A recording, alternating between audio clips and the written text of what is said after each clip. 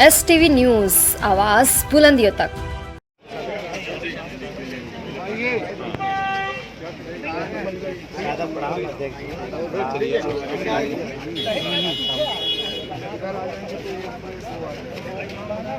इतनी भीड़ हो जाएगी तो कैसे बनाएंगे।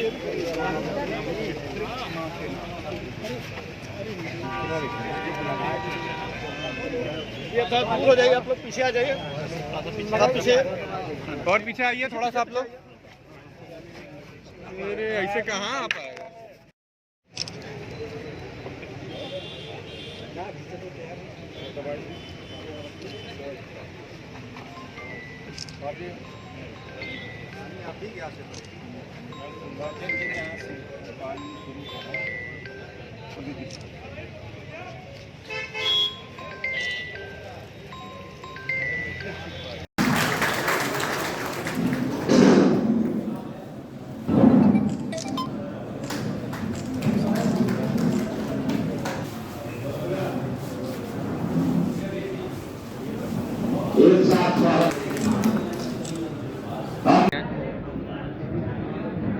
ये पूरे देश के अंदर आप सब लोग जानते हैं कि समय समय पर भारतीय जनता पार्टी अपने वैचारिक प्रतिष्ठान के क्रम में विभिन्न प्रकार की गोष्ठियां, सेमिनार आयोजित करती है। समय समय पर कार्यकर्ता साथियों का कार्यशाला भी पार्टी आयोजित करती है। अपनी उसी परंपरा के आधार पर इस समय पूरे देश के अंदर डॉक्टर श्यामा प्रसाद मुखर्जी के पूरे जीवन पर हर जनपद में सेमिनार का आयोजन कार्यकर्ताओं के बीच में किया जा रहा है। आज जनपद आजमगढ़ में हम लोग उसी क्रम में उपस्थित हैं। कार्यकर्ता साथियों के बीच में बैठना है, एक संवाद का कार्यक्रम है और इस कार्यक्रम के बहाने डॉक्टर श्यामा प्रसाद मुखर्जी को हम लोग श्रद्धांजलि भी देते हैं और आने वाली कार्यकर्ताओं की जो पीढ़ी है उन तक वैचारिक प्रतिष्ठानों का स्थानांतरण भी करने का प्रयास करते हैं। आज इसी विषय को लेकर हम लोगों का यहाँ आना। मंत्री जी, हाथरस की घटना बहुत दुर्भाग्यपूर्ण है, लेकिन बाबा का नाम FIR में नहीं डाला गया, बाबा फरार हैं। तो क्या विपक्ष भी, रामगोपाल जी भी उनकी पैरवी कर रहे हैं कि बाबा का कोई हाथ नहीं, तो क्या सरकार और विपक्ष बाबा को बचा रहे हैं क्या? देखिए, आप सभी लोग विद्वान साथी हैं। कहीं भी कोई कार्यक्रम होता है तो कुछ आयोजक होते हैं जो उस कार्यक्रम का आयोजन करते हैं। तो वहाँ के जो आयोजक थे उन लोगों ने जिला प्रशासन से परमिशन लिया और एक निश्चित संख्या के आधार पर परमिशन लिया। कार्यक्रम जब प्रारंभ हुआ तो अचानक से बहुत बड़ी भीड़ उन लोगों ने बुलाया। इस पूरे घटना के पीछे अगर कोई जिम्मेदार है तो मेरा ये मानना है कि वो आयोजक है। या तो पहले से ही घटना के संख्या के बारे में आप अंदाजा लगाते, जो संख्या आने वाली थी उसके आधार पर आप परमिशन लेते, पर प्रशासन अगर परमिट करता तो उस तरह का प्रशासन इंतज़ाम करता। एक निश्चित संख्या के आधार पर आपने परमिशन लिया, उसके सापेक्ष जिला प्रशासन ने व्यवस्था की। अचानक उन लोगों ने भीड़ बुला ली। मैं बहुत ही साफ, मैं आप सभी लोगों के माध्यम से, आप सबके सम्मानित दर्शकों से भी मैं निवेदन करना चाहता हूँ। माननीय मुख्यमंत्री जी ने उसमें जांच के आदेश दिए हैं। उसकी रिपोर्ट आ गई है।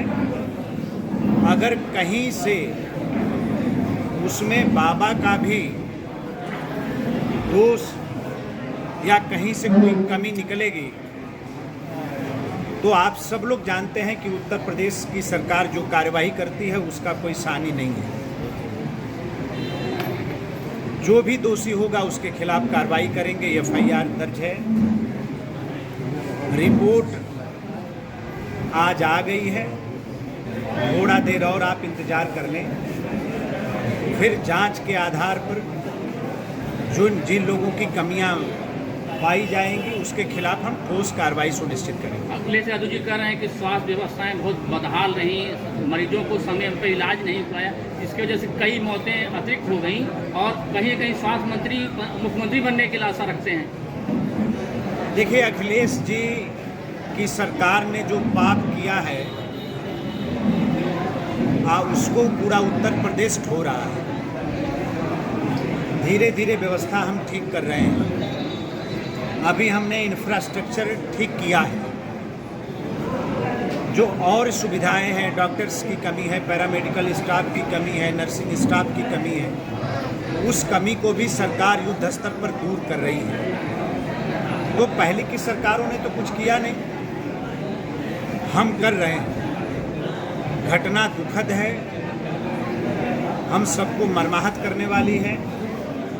हम इतना ही कह सकते हैं कि उस घटना के जो आयोजक हैं उनके खिलाफ तो कार्रवाई होगी ही, लेकिन उसके अलावा और लोग भी अगर किसी कोने से कोई जिम्मेदार अगर निकलेगा तो उसके खिलाफ भी कार्रवाई करेंगे। बाबा बड़ा वोट बैंक है, कहीं इसीलिए तो उनको नहीं ना बचाया जा रहा? नहीं, ऐसा नहीं है। वोट बैंक की राजनीति समाजवादी पार्टी करती है और उस बाबा के मंच पर 6 बार अखिलेश यादव गए हैं और 2 बार उन्होंने उनका मंच भी शेयर किया है, संबोधन भी किया है। तो ये वो राजनीति करते होंगे। हम फिर साफ कहना चाहते हैं कि प्रथम दृष्टया जो आयोजक हैं, जिन लोगों ने परमिशन लिया, कार्यक्रम का जो आयोजन कर रहे थे, उनके खिलाफ कार्रवाई बढ़ाई गई है। जांच की रिपोर्ट आ गई है। बाकी भी जिन लोगों का नाम शामिल होगा उनके खिलाफ भी कार्रवाई होगी। संसद में राहुल गांधी हिंदुओं को हिंसक बताते हैं, क्या कहेंगे राहुल गांधी के बयान? पहले तो राहुल गांधी को अपनी जाति और धर्म को देश के सामने रखना चाहिए। राहुल गांधी ने कब धर्मांतरण करके वो हिंदू बने, आप में से किसी को पता है? पूरा देश नहीं जानता कब उनका धर्मांतरण हुआ। तो जिनके डीएनए में हिंदू विरोधी, जिनका डीएनए हो, उससे हम क्या उम्मीद कर सकते हैं?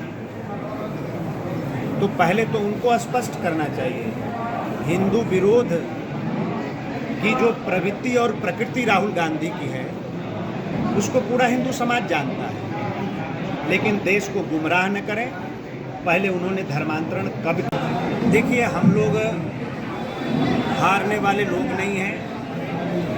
हम लोग हार से भी सीखते हैं और हार से हमारे यहाँ चिंता नहीं की जाती, बल्कि हम चिंतन करने में विश्वास करते हैं। निश्चित तौर पर कहीं कुछ कमी रही होगी, कोई बात रही होगी जो जनता को पसंद नहीं आई होगी, हम उसको भी खोज रहे हैं, उसको भी देख रहे हैं, उसको भी दूर करेंगे। जनता की फिर सेवा में, जनता के बीच में समर्पित रहेंगे। आपके सहयोगी राजभर और निषाद भी कुछ नहीं कर पाए, उनका भी वोट बैंक नहीं मिल पाया? नहीं, ऐसा नहीं है। सब लोगों ने मिलजुल कर चुनाव लड़ा। बाकी सारी कमी को हम लोग दूर करेंगे और 2027 तो दूर है, अभी उत्तर प्रदेश में 10 विधानसभाओं का बाई इलेक्शन होने जा रहा है। पहले अखिलेश यादव उसको देख लें, फिर आगे देखें। सर, बात जनता की की जा रही है, सीओजी नंबर नहीं उठाते हैं यहाँ के अधिकारी और जन सुनवाइयों में लंबी लंबी कतारें लगी होती हैं। जन सुनवाइयों का भी कोई निष्कर्ष नहीं निकलता नजर आ रहा है, रोज हम लोग फेस करते हैं। मेरा अनुरोध है, मैं आज शाम तक आपके सम्मानित दर्शकों से भी प्रार्थना है, जो अधिकारी फ़ोन नहीं उठाते हैं कृपया मुझे बतावें, हमारे मोबाइल पर व्हाट्सएप करें, उनका नाम, मैं निश्चित कार्रवाई करूँगा। बहुत बहुत धन्यवाद।